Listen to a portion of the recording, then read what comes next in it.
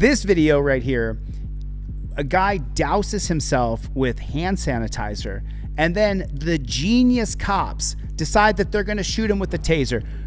What do you think's going to happen? What do you think's going to happen when they shoot a guy who's doused himself with hand sanitizer? Put your answer in the chat and I'll read it. Into a man who burst into flames after hit with a stun gun by Catskill police. News 10 ABC's Michaela Singleton sharing now the input from the police training expert and the lawyer representing. Notice they call in the police training expert. You got to bring in the police training expert. You have to, because everybody knows that when the cops kill somebody or maim them or ruin them, you got to bring in an expert from the cops to explain what our lying eyes were telling us. The layman's family. Chilling video shows the moment officers in Catskill moved to taser an agitated man in their front lobby and the spark that caused him to burst into flames. The Attorney General's office releasing this video Friday of 29-year-old Jason Jones, who died December 15th as a result of injuries from this incident back in October. An attorney for the family says this fuels their case against Catskill police. They say officers never should have used their stun guns after Jones doused himself in hand sanitizer. The taser is 50,000 volts of electricity. It's well known. Why are we being shot with 50,000 volts of electricity? We're now seeing there are new forms of detainment where there's I can't remember the name of it, but they shoot a band out and it wraps around the legs so you don't have to kill people. Where are the net guns? With all the billions of dollars we put in policing, we still don't have a net gun like we saw in Scooby-Doo? Where's the Scooby-Doo net gun? Can someone please answer me that question?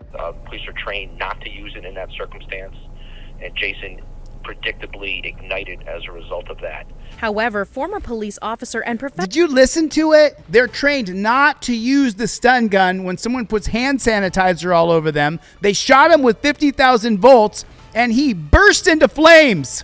training instructor John Cooney says this is an unusual case, not usually covered in the textbooks. As a rule, we're talking about gasoline, we're talking about natural gas environments, we're talking about environments that are fairly common. I think it's fair to say in most taser trainings, we don't talk about sanitizer as being that obvious flammable liquid. Jones can be seen.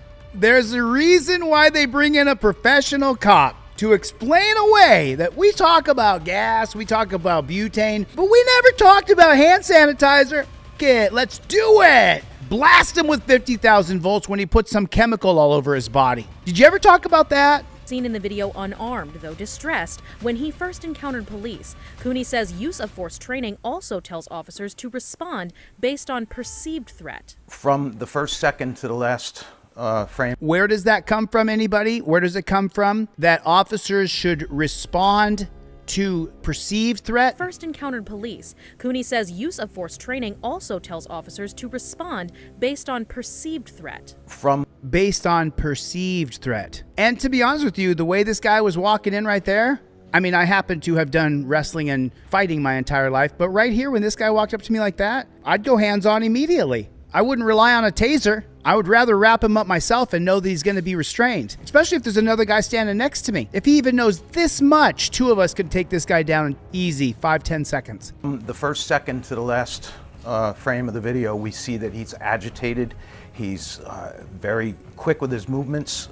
One thing I noticed specifically was a constant clenching and unclenching of his fingers into fists. The Jones family's lawyer also says they're most distressed watching the officers run from Jason after he went up in flames. The police, rather than help him, ran out of the room. Holy snarling snake shit. The glow, the color glow on the cops is this guy burning alive. Wow. Do you see that? Do you see how their uniforms have gone to blue to a kind of a pink haze? Their uniforms are not pink. That's the reflection of the fire and Jason burning alive. And what do the cops do? What do you guys think they're gonna do? The police, rather than help him, ran out of the room, shut the door behind them, and let Jason burn. To immediately respond to jump on top of, to help roll over the individual, that's a very individual decision, and it's not necessarily...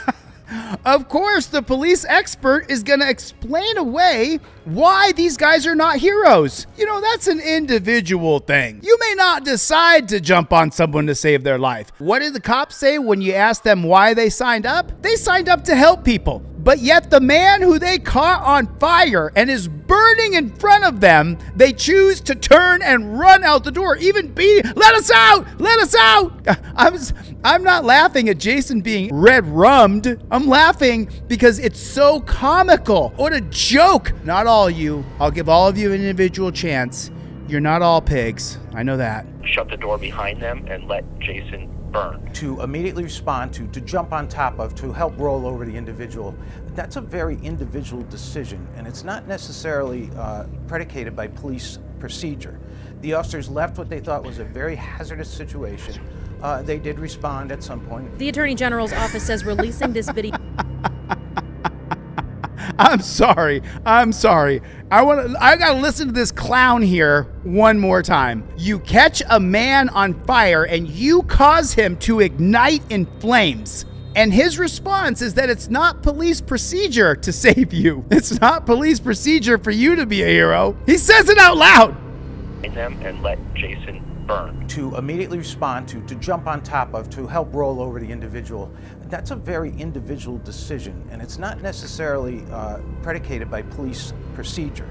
The officers left what they thought was a very hazardous situation. They did respond at some point. The Attorney General's office says releasing this video is not an implication of guilt on either side, and the investigation is still ongoing. Reporting in Catskill, Michaela Singleton. The investigation is ongoing. Jason's dead. Your investigation's ongoing. This man is dead. But don't call them pigs, okay? Don't call them pigs, because if you call them pigs, you're the bad guy. Remember that. Your arms go to a touchdown position. You see this arm elbow bend right there? Phone's at the top of it. There's the top of the goalpost. There's the other side of the goalpost. Now I've got a touchdown position. Copper can't say I was reaching. Copper can't say nada. I had my license, registration, proof of insurance ready to go along with a copy of my driver. I'm a black man today named Denzel Washington. I had everything ready to go for the jackboot thug pig.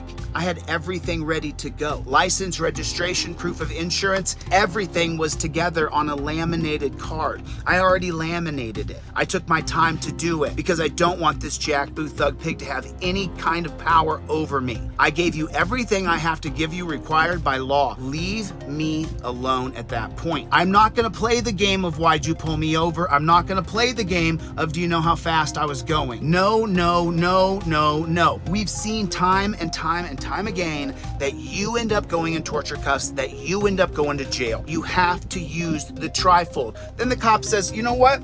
I want to search your car. And you say, okay, sure, you can search my car. And then you get out of the car. And then you turn around and you pull your trifold out and you say, you know what, I revoke consent. If I can give consent, then I can revoke consent. I revoke consent on camera. Now, from the 1914 case of Weeks called the exclusionary rule, he can no longer search. He has to stop searching. Anything he finds after the search, after you revoke consent, is no longer admissible in a court of law. If you have it on camera, doesn't matter what you have in your car after that point. You gave consent, he took your consent, used your consent, you revoked that consent, and then he searched your car anyway. It's now the exclusionary rule. No longer can he use it. Fruit of the Poisonous Tree from 1961, Mapp versus Ohio.